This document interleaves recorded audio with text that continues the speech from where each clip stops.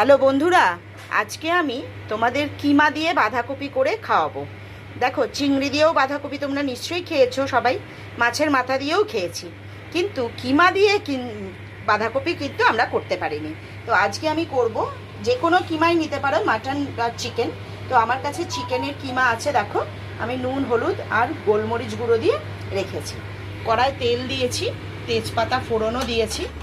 এইবার গোটা গরম মশলা ফোড়ন দিয়ে দেবো। এই যে দুটো শুকনো লঙ্কা ফোড়ন দেব,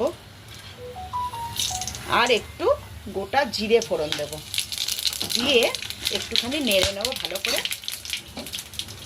এবার এর মধ্যে আমি এই মাংসটা ছেড়ে দিলাম, চিকেনটা।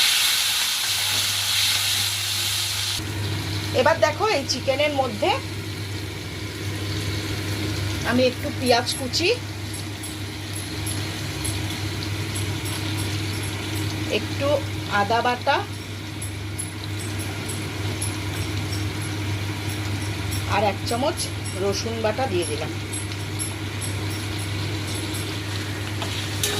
ভালো করে এটা ভাজা ভাজা করে নেব, কষিয়ে নেব। যেহেতু আমার আলুটা ভাজা আছে, তাই আমি আর আলু ভাজাটা দেখালাম না, একবারেই মাংসটা রেডি করে ফেলছি। দেখো, এবার আমার মাংসটাও ভাজা হয়ে গেছে, তার সাথে পেঁয়াজটাও ভাজা হয়ে গেছে। এইবার এর মধ্যে আমি একটু এই যে লঙ্কা গুঁড়ো, একটু জিরে গুঁড়ো দিয়ে ভালো করে কষিয়ে নেব।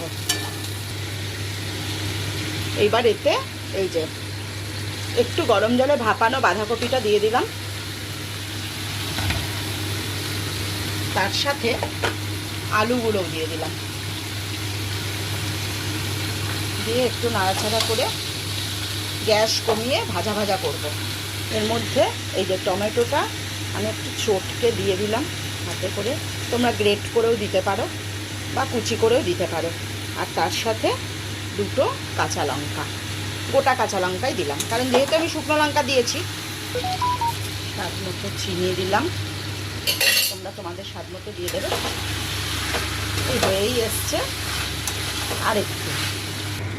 হ্যাঁ বন্ধুরা, দেখো আমার বাঁধাকপি কমপ্লিট। জাস্ট আমি এবার একটু এই যে ঘি দেব, আর একটু গরম মশলা দিয়ে গরম গরম ভাতের সাথে, রুটির সাথে, যে যেভাবে পারো দারুণ খাবে। দেখো, এই দেখো কমপ্লিট। খুব সুন্দর গন্ধও বেরোচ্ছে। তাহলে চলে এসো, আমরা ভাত দিয়ে